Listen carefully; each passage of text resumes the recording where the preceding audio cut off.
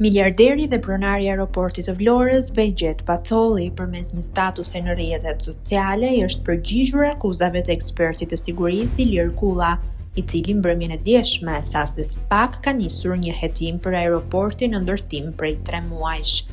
Kulla u shpreh se ka shumë probleme, ndërsa shtoi se kompania turke e përfshirë në aeroport ka qenë fiktive dhe se nga kjo histori do të priten shumë koka, sepse dëmi është shumë i madh si në besueshmëri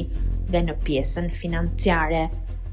Ka filluar që para 3 muajsh nga SPAK një hetim për aeroportin e Vlorës, kur t'i futet SPAK zyrtarëve të nivelit të 2 e të 3 dhe gjërave që kanë firmosur do të kenë probleme, u shpreh Kulla.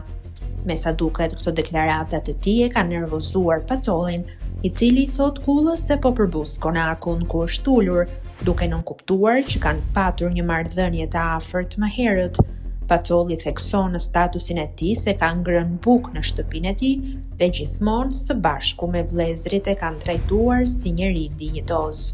Me tonë ironie, Pacoli drejtohet Ilir Kullës në rrjetet sociale se mikpritja pas ka kujtime më të shkurtra se darka vet, ndërsa lutet që Zoti ta ruaj nga njerëz si ai.